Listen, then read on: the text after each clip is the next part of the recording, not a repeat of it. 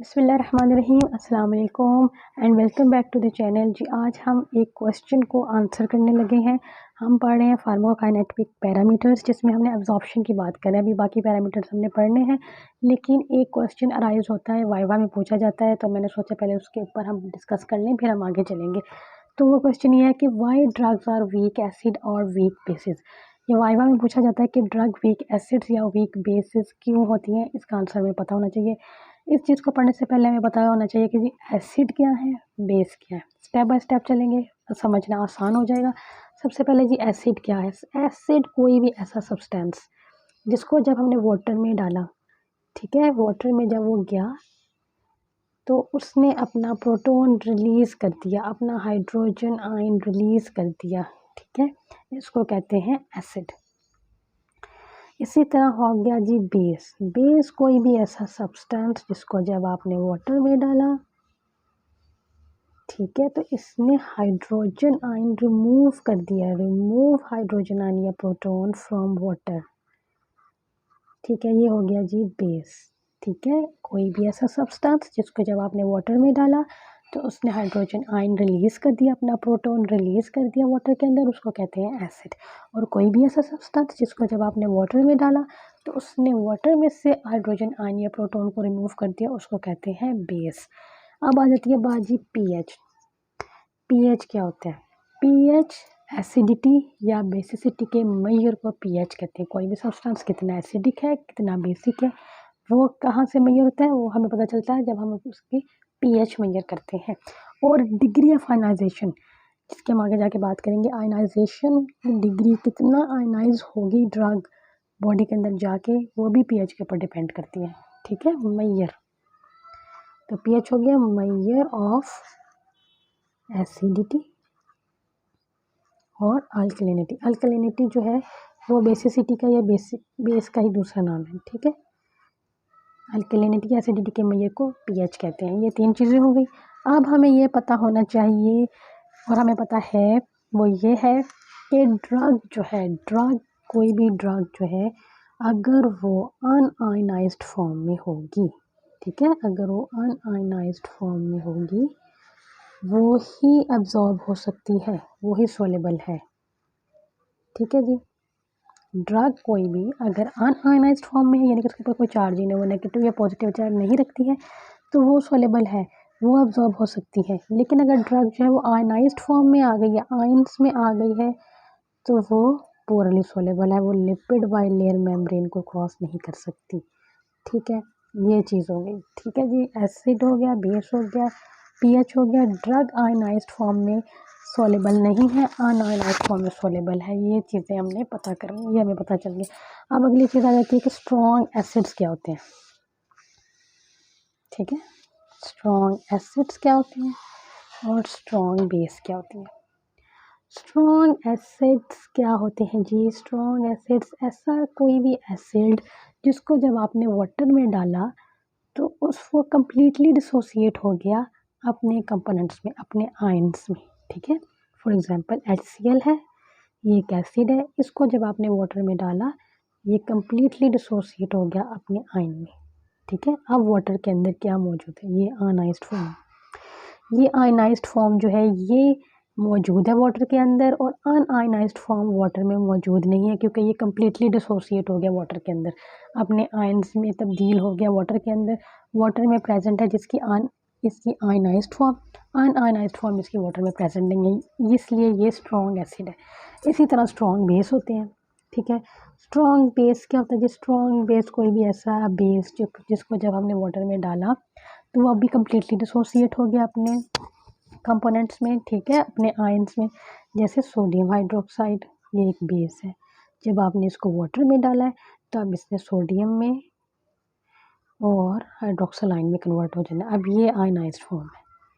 ठीक है, ये आयनाइज्ड फॉर्म वाटर में प्रेजेंट है, ये अनआयनाइज्ड फॉर्म है, ये वाटर में प्रेजेंट नहीं है। ये कम्प्लीटली डिसोसिएट हो जाते हैं, आयनाइज्ड और आयनाइज्ड फॉर्म। ठीक है, अच्छा, जिससे आपको ये पता चल गया, आपको आंसर पहले ही मिल गया कि स्ट्रॉन्ग एसिड और स्ट्रॉन्ग बेस ड्रग इसलिए नहीं हो सकती क्योंकि आयनाइज्ड फॉर्म में अगर ड्रग चली जाएगी तो वो तो सॉल्युबल ही नहीं है, वो एब्जॉर्ब ही नहीं होगी, तो इफेक्ट कहाँ से शो करेगी। ठीक है, ये दोनों चीज़ें होंगी। अब आपने बात करनी है कि वीक एसिड और वीक बेस क्या होते हैं। वीक एसिड या वीक बेस वो हैं जिनको जब हम पानी में डालते हैं, न्यूट्रल मीडियम में डालते हैं, तो वो कम्प्लीटली डिसोसिएट नहीं हो सकते अपने आयंस के अंदर। फॉर एग्ज़ाम्पल हम लेते हैं जी एग्ज़ाम्पल एस्पिरिन की, ठीक है। एस्पिरिन है,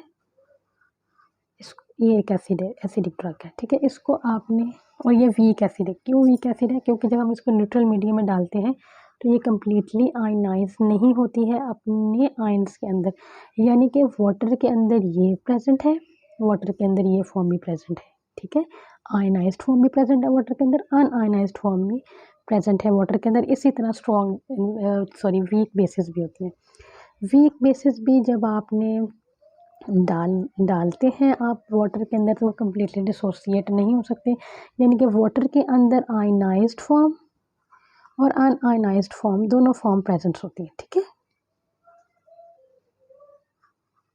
ये दोनों फॉर्म वाटर के अंदर प्रेजेंट है, ठीक है। इसलिए वीक एसिड और वीक बेस होती हैं ड्रग्स, ठीक है। अच्छा, इसको और समझ लेते हैं। फॉर एग्जांपल ये एस्पिरिन हम ले लेते हैं। एस्पिरिन एसिडिक ड्रग है,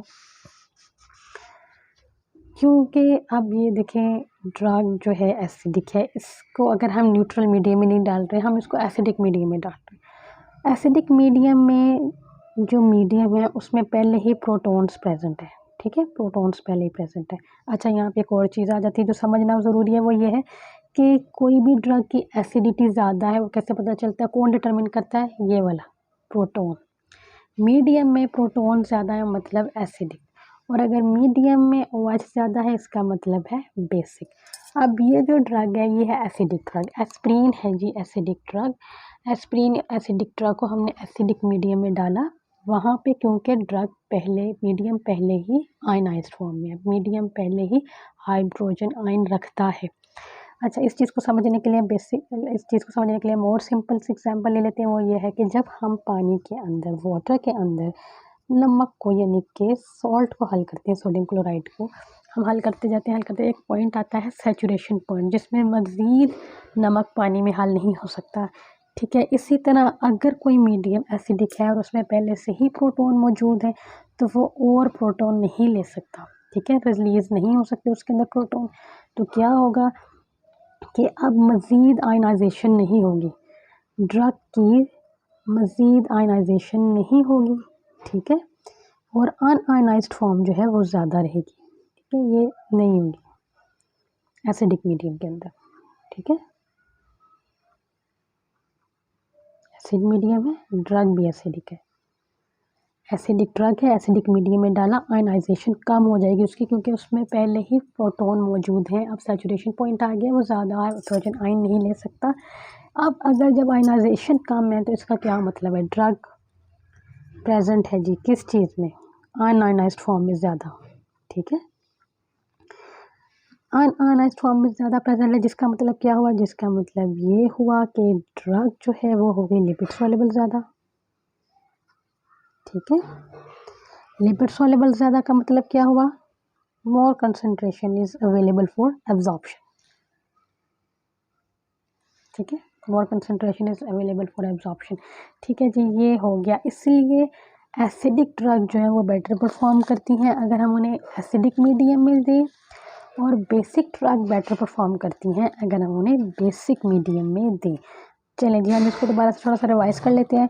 ड्रग वीक एसिड्स और वीक बेस इसलिए होती हैं क्योंकि वीक एसिड और वीक बेस कम्प्लीटली डिसोसिएट नहीं हो सकते इनटू इट्स आयन, और अनआयनाइज्ड फॉर्म प्रेजेंट होती है। अनआयनाइज्ड फॉर्म जो है वो लिपिड बाइलेयर सेल मेम्ब्रेन को क्रॉस कर सकती है, इसलिए ड्रग्स वीक एसिड और वीक बेस होती हैं, ठीक है। आज के लिए इतना ही काफ़ी है जी। आई होप, मुझे उम्मीद है कि आपको ये क्वेश्चन का आंसर मिल गया होगा, और बाकी ये है कि आपने मेरी वीडियोस को लाइक करना है, मेरी वीडियोस को शेयर करना है, मेरे चैनल को सब्सक्राइब करना है। अपना ख्याल रखिए, इंशाल्लाह फिर मुलाकात होगी। अल्लाह हाफ़िज़।